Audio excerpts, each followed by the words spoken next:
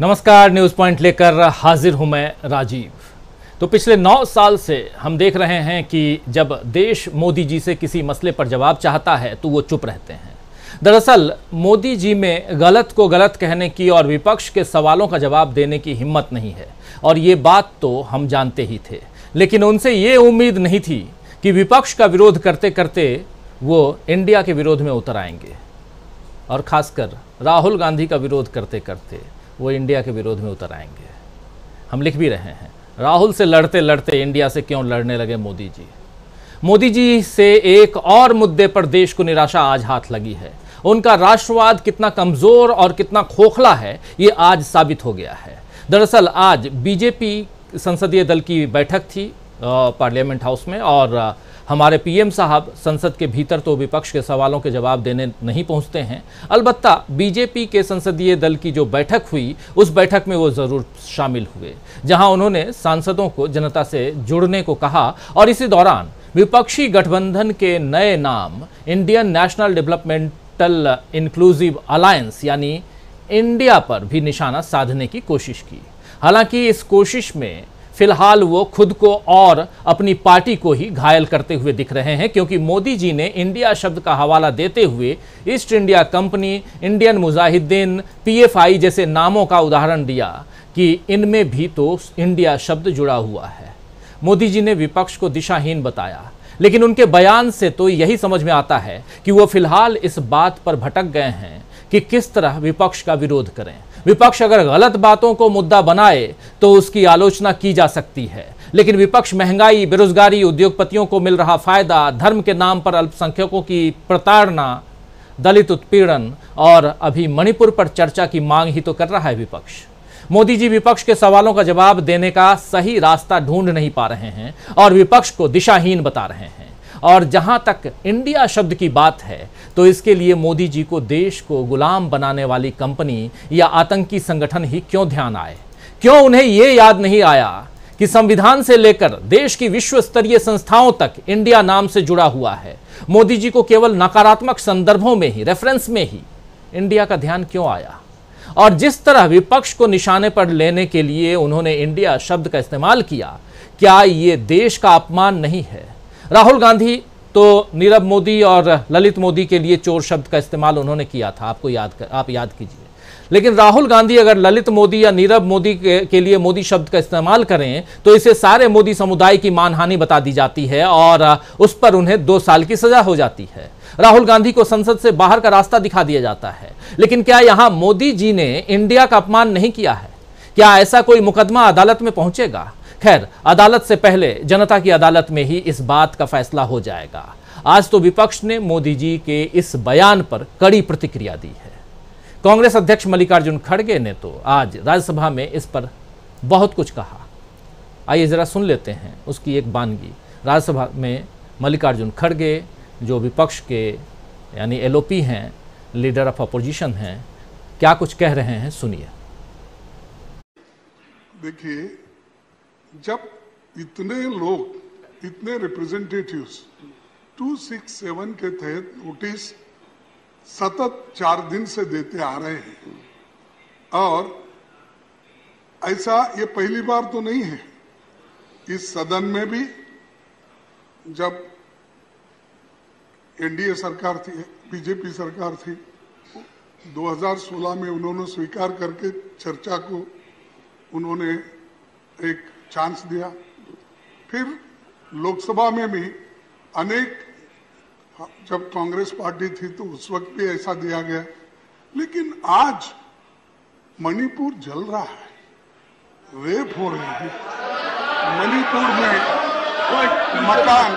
मकाना जला है, और आप वहां मणिपुर की बात हम कर रहे हैं, मणिपुर की बात हम कर रहे हैं। प्राइम मिनिस्टर ईस्ट इंडिया की बात कर रहे हैं। इंडिया मीन्स ईस्ट इंडिया बोल रहे हैं। इंडिया। तो आप सुन रहे थे मल्लिकार्जुन खड़गे को, मणिपुर की बात कर रहे हैं ये यहाँ, और प्राइम मिनिस्टर जी क्या ईस्ट इंडिया की बात कर रहे हैं। राहुल गांधी ने भी एक अलग ही अंदाज में मोदी जी के बयान पर उन्हें घेरा है। राहुल गांधी ने ट्वीट किया, ट्वीट करके उन्होंने, इंग्लिश में ट्वीट है लेकिन उसका हिंदी हम आपके सामने रख रहे हैं। राहुल गांधी लिख रहे हैं कि आप हमें जो चाहें बुला लें मोदी जी, हम इंडिया हैं। हम मणिपुर के हालात को ठीक करने और हर महिला और बच्चे के आंसू पोंछने में मदद करेंगे। हम मणिपुर के सभी लोगों के लिए प्यार और शांति वापस लाएंगे। हम मणिपुर में भारत के विचार को पुनर्स्थापित करेंगे।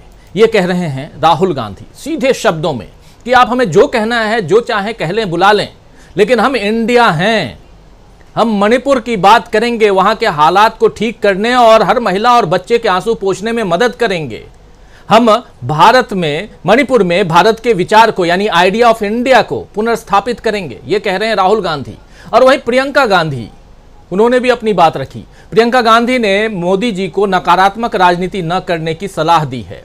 प्रियंका गांधी का लंबा चौड़ा ट्वीट है और उसमें वो लिख रही हैं कि प्रधानमंत्री जी, इतनी नकारात्मकता क्यों, इतनी नेगेटिविटी क्यों प्रधानमंत्री जी?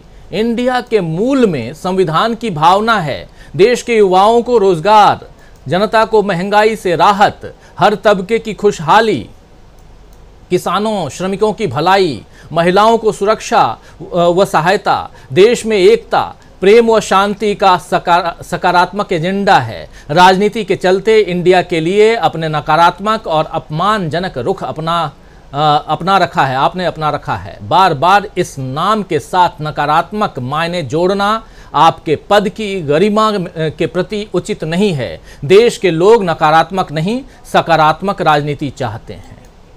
संसद में मणिपुर पर देश आपकी बात सुनना चाहता है। देश महंगाई और बेरोजगारी पर जवाब चाहता है। ये प्रियंका गांधी कह रही थी।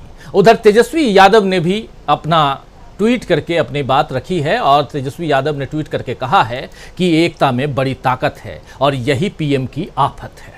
ये कह रहे हैं तेजस्वी यादव, एकता में बड़ी ताकत है और यही पीएम मोदी की आफत है। तो विपक्ष की ऐसी प्रतिक्रिया से समझ आता है दोस्तों कि मोदी जी का तीर उल्टा पड़ गया है और फिलहाल बीजेपी चोटिल दिख रही है। इस सबसे बचा जा सकता था अगर मोदी जी संसद में आकर अपना बयान दर्ज कराते और विपक्ष को निशाने पर लेने से, यानी कि विपक्ष जो है उन पर निशाना बनाने की जगह, विपक्ष पर निशाना बनाने की जगह मुद्दों की बात प्रधानमंत्री नरेंद्र मोदी करते।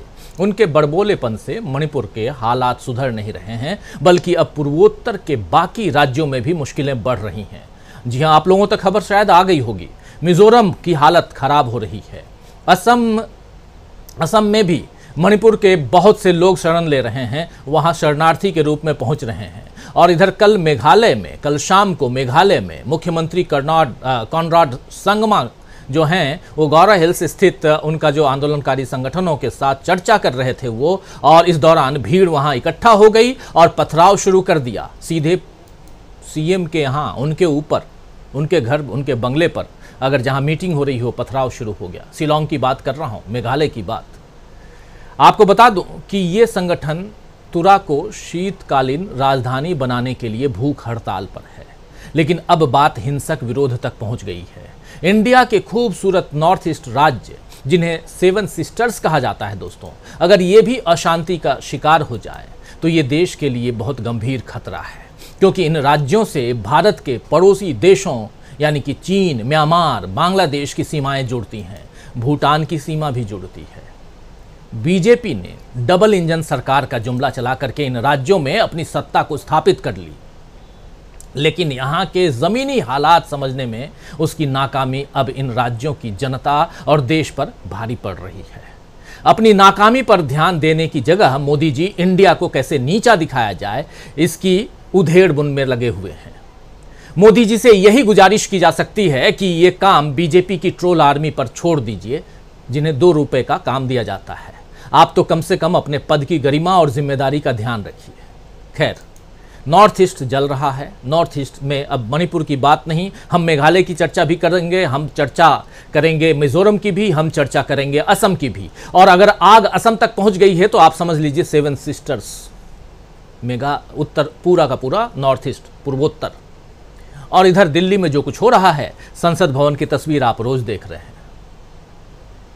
चर्चा गंभीर है दोस्तों, और इस चर्चा में आप सब बने रहिए, यही उम्मीद करता हूं। और आगे बढ़ते हैं न्यूज़ पॉइंट में। आज चर्चा यही करेंगे हम कि क्या इंडिया का विरोध करके मोदी जी जो हैं वो आगे बढ़ पाएंगे? क्या इंडिया का विरोध कर पाएंगे मोदी जी? और क्या राहुल गांधी से लड़ते लड़ते आखिर इंडिया से क्यों लड़ने लगे हैं मोदी जी? सवाल वाजिब है, जवाब ढूंढने की कोशिश करते हैं। हमारे साथ कुछ वरिष्ठ साथी जुड़े हुए हैं, उन सबसे आप